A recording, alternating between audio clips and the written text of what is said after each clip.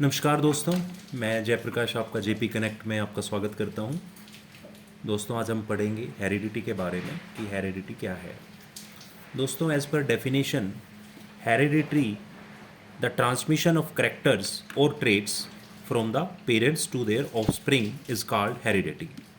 Means जो हमारे character transfer होते हैं दोस्तों एक जनरेशन से दूसरे जनरेशन में, उसे हम हेरिडिटी बोलते हैं। सपोज करो कि अगर किसी पेरेंट्स के आंखों का कलर ब्लू है तो पॉसिबिलिटी है कि उनके बच्चों का कलर ब्लू हो सकता है। तो this is called basically heredity.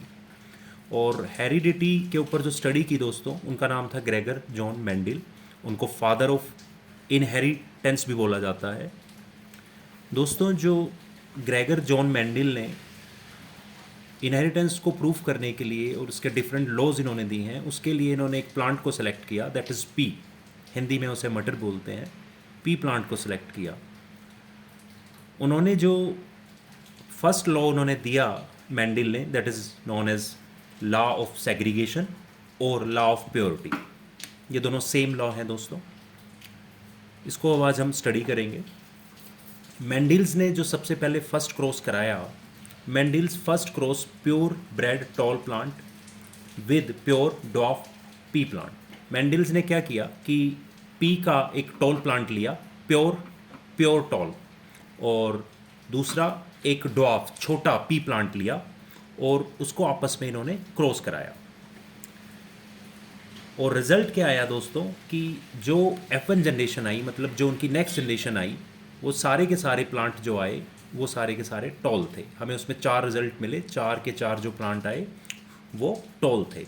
आज हम इस क्रॉस को स्टडी करेंगे दोस्तों। ये डबल टी, कैपिटल टी जो है that is for tall, it is pure tall plant. आप देख सकते हैं दोनों टी कैपिटल हैं, और स्मॉल टी दोनों डॉफ हैं, छोटे हैं। तो it means they are pure tall, pure dwarf. इसको जब हम क्रॉस कराते हैं दोस्तों, हम पाते हैं कि 4 रिजल्ट हमें मिलते हैं, 1 2 3 4। सबके अंदर कैपिटल टी और स्मॉल टी आता है। और जो कैपिटल टी और स्मॉल टी से जो प्लांट निकल के आता है, वो उसकी हाइट जो थी वो टॉल थी। तो सारे के सारे जो प्लांट आए F1 जनरेशन में वो टॉल आए। इसको हम थोड़ा ऐसे भी इजीली समझ सकते हैं दोस्तों क्रॉस को। यहाँ पे 2 कैपिटल टी हैं, यहाँ पे स्मॉल टी हैं। एक बार इस कैपिटल टी को छोटे से, फिर दूसरे छोटे से कराया, फिर इस कैपिटल टी को इस छोटे टी से, फिर दूसरे छोटे टी से कराया। तो सारे कैपिटल टी और स्मॉल टी आए। तो सारे के सारे प्लांट जो थे हमारे ड्वार्फ थे। तो दोस्तों, इस एक्सपेरिमेंट से मेंडल्स ने प्रूव किया कि when 2 parents differing in a pair of a different characters are crossed, कि जब हम 2 पेरेंट्स को लेते हैं जिनके कैरेक्टर्स अलग थे, differing in a pair of a different characters, जब उनको क्रॉस कराया जाता है, तो ड्यूरिंग क्रॉस के दौरान तो इनके जो फैक्टर्स हैं वो सेपरेट होते हैं दोस्तों। ये जैसे डबल टी था तो इसका एक टी यहाँ पे आया, एक स्मॉल टी था तो इसका एक टी यहाँ पे आया। तो factors are separate during formation of गैमीड्स।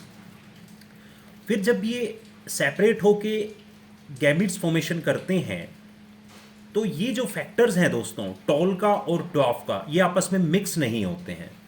ये अपने ओरिजिनलिटी में रहते हैं, ये ओरिजिनल रहते हैं। यहाँ पे कैपिटल टी हमेशा टॉल के लिए रहेगा और स्मॉल टी स्मॉल के लिए रहेगा। तो जो रिजल्ट आता है वो टॉल प्लांट आता है। ऐसा नहीं होता है कि कैपिटल टी और स्मॉल टी आपस में मिक्स होके एक नया पी प्लांट देते हैं जिसका साइज एवरेज हो या बहुत छोटा हो या बहुत बड़ा हो। तो ये अपनी ओरिजिनलिटी में रहते हैं basically. Capital T is known for tall, तो यहाँ पे जो टी था उसका करेक्टर निकल के आया, उसका फैक्टर निकल के आया, तो सारे के सारे जो प्लांट थे वो टॉल आए। तो वो आपस में मिक्स नहीं हुए। That are not mixed, they are not contaminated when mixed in hybrid. जब ये हाइब्रिड फॉर्मेशन हुई तो ये मिक्स नहीं हुए। तो इससे प्रूव होता है दैट्स लॉ ऑफ सेग्रीगेशन और लॉ ऑफ प्योरिटी, कि वो अपने प्योर फॉर्म में रहे। और लॉ ऑफ सेग्रीगेशन का मतलब जब उनको सेग्रीगेट हुए तो वो अलग अलग चले गए, सेपरेट हो गए हैं। ये यहाँ से कैपिटल टी का एक टी सेग्रीगेट हुआ, फिर इधर हुआ, फिर स्मॉल टी का एक इधर हुआ। तो that is proof the law of segregation, law of purity. Thank you दोस्तों।